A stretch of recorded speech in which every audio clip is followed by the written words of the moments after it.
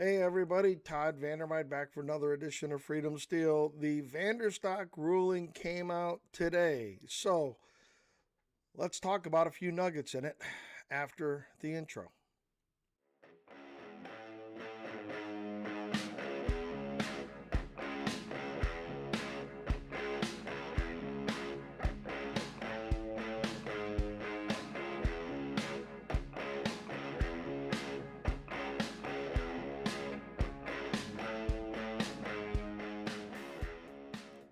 Hey everybody, Todd Vandermeid back for another edition of Freedom Steel. Former NRA contract lobbyist, Illinois gun law guru, the gun Santa or tactical Santa on Reddit as I'm called from time to time. So Vanderstock came out today, issued by Neil Gorsuch. It was a 7-2 decision against our position overall.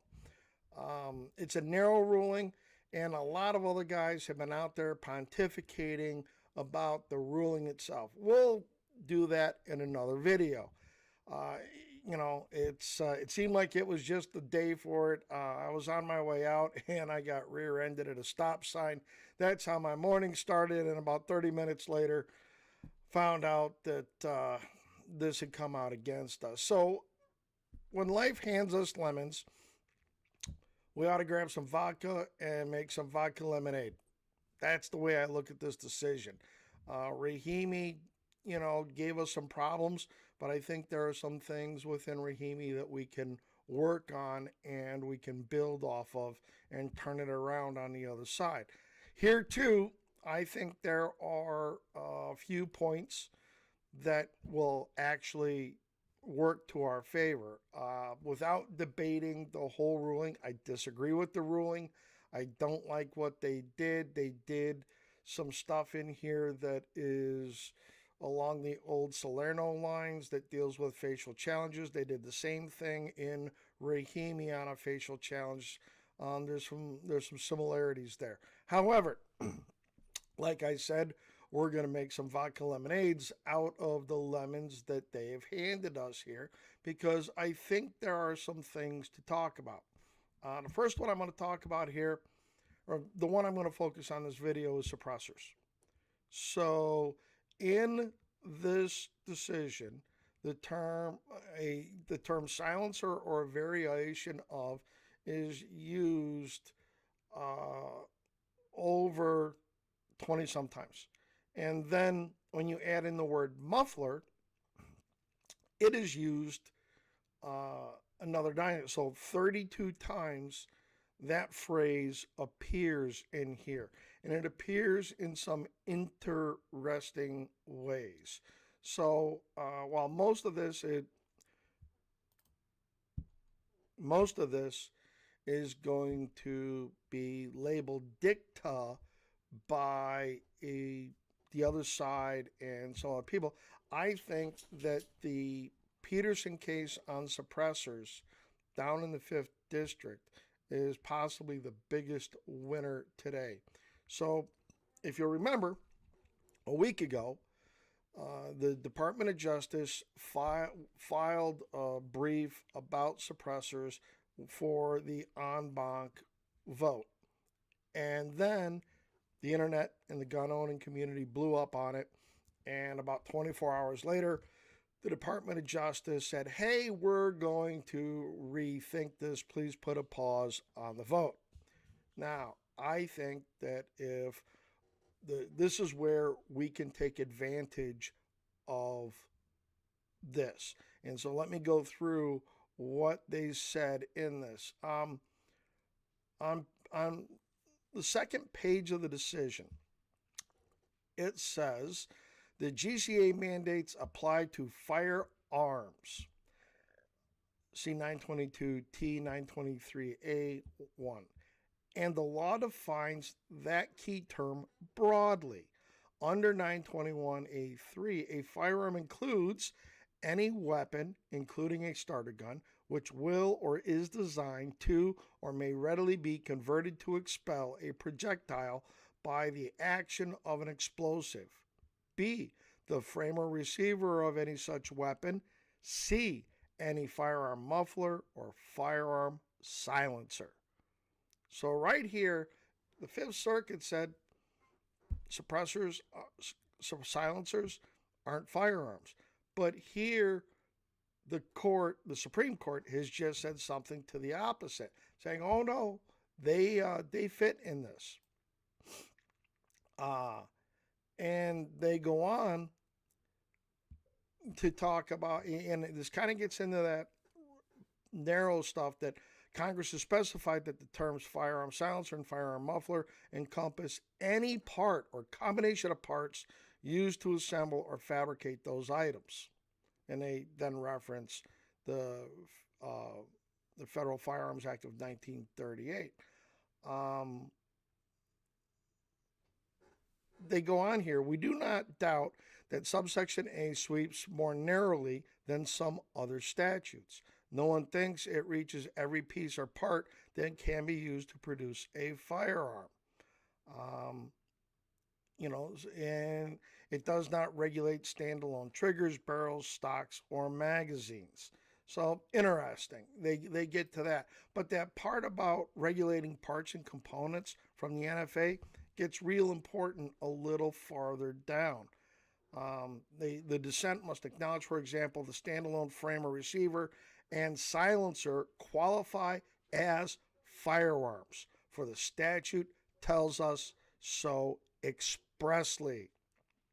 Yet only rarely would someone use a standalone frame or receiver during a crime of violence, and it may be impossible to unload a silencer during transportation.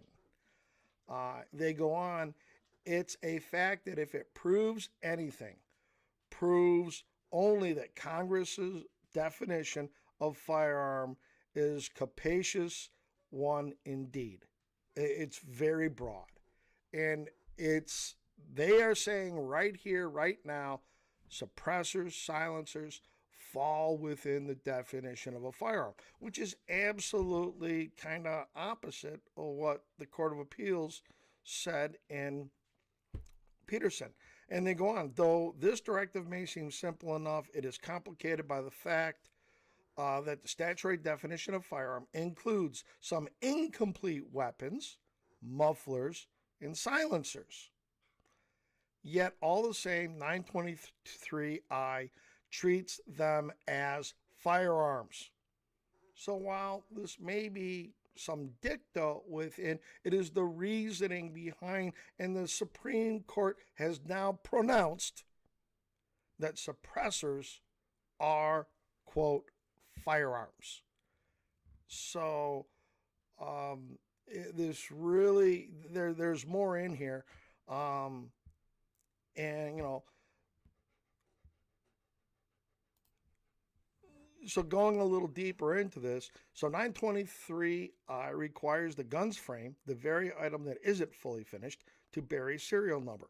Along similar lines consider silencers. They lack traditional frames, but 923I requires manufacturers and importers to serialize them. To accommodate that instruction, ATF has long deemed the outer tube that provides the housing or structure for the primary internal component to be a silencer's frame or receiver. So the very reason that you have to serialize the outer tube of a can is the same reason they're claiming that a poly 80 unfinished receiver is a receiver per the DOJ rule or the ATF rule, and it is therefore within the confines of the statutes. It's very interesting here because now, so how does this help us? So take Peterson. So now the Attorney General's office, the Department of Justice, had said that they were going to rethink their litigation strategy in some cases.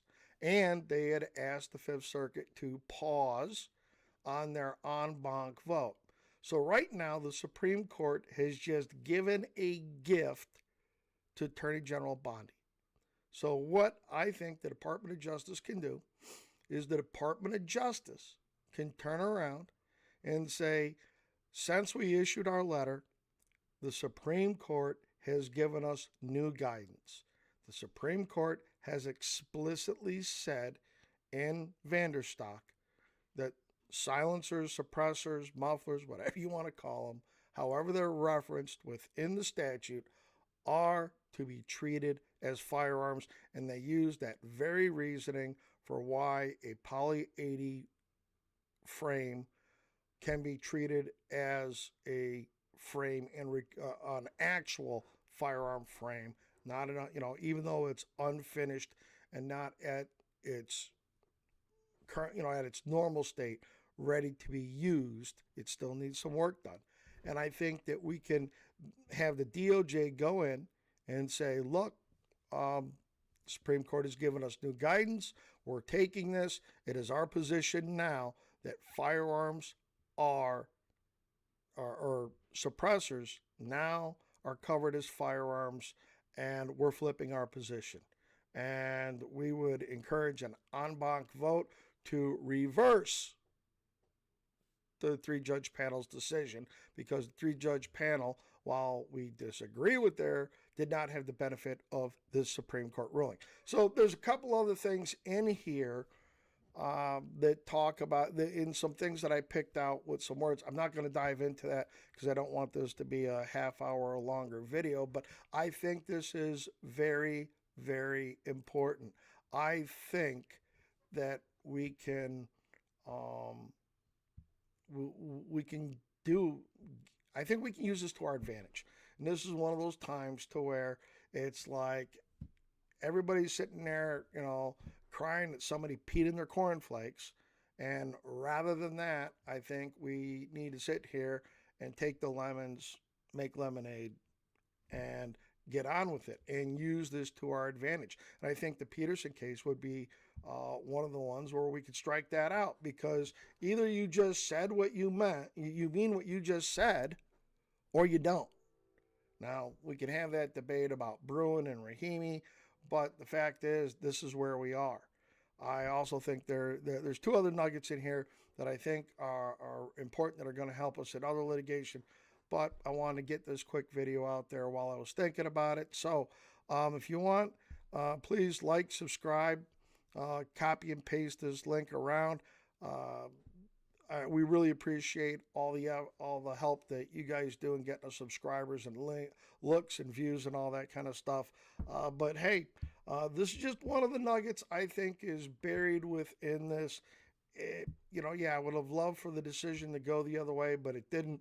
So now we have to parse through it, because remember, the other side is trying to drive a bus through every perceived loophole that they think they can bootstrap up in Heller and or McDonald or Bruin. I mean, they've tried to take footnote 9 and blow footnote 9 into something that covers all permits to purchase, which was not being discussed under Bruin at the time.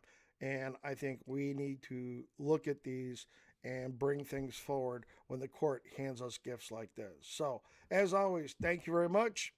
Frag out.